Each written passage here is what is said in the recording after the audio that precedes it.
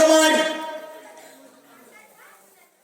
রাসূলুল্লাহর সাহাবী হযরত কাতাদা রাদিয়াল্লাহু তাআলা কাফেরদের বিরুদ্ধে যুদ্ধ করতেছেন।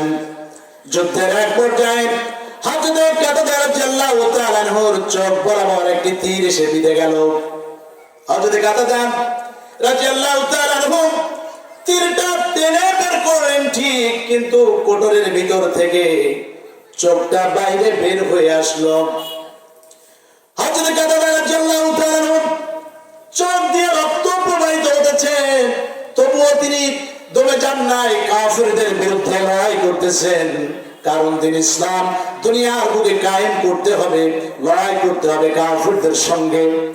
চোখ বাঁধা হয়ে দাঁড়ালো, চোখ কোটর থেকে বাইরে বের হয়ে আসলো। রাসূলুল্লাহর সাহাবী হযরত কাতাদা রাদিয়াল্লাহু তাআলা চোখটা টান দিয়ে তিনি ছিঁড়ে ফেললেন। এরপরে তিনি কাফেরদের বিরুদ্ধে লড়াই করছেন, প্রচন্ড বেগে লড়াই করলেন। যুদ্ধ শেষ হয়ে গেল।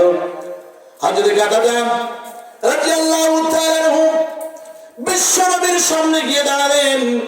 রাসূলুল্লাহ সাল্লাল্লাহু আলাইহি ওয়াসাল্লাম হযরত কাতাদা রাদিয়াল্লাহু তাআলা এই দৃশ্য দেখে বললেন, কাতাদা এই অবস্থা তোমার কি করে হলো?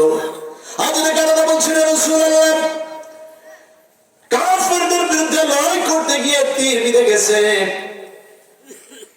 যার কারণে কোটর থেকে চোখ বাইরে এসেছে। ইয়া রাসূলুল্লাহ এই আমার চোখ, আপনি দোয়া করে দিন।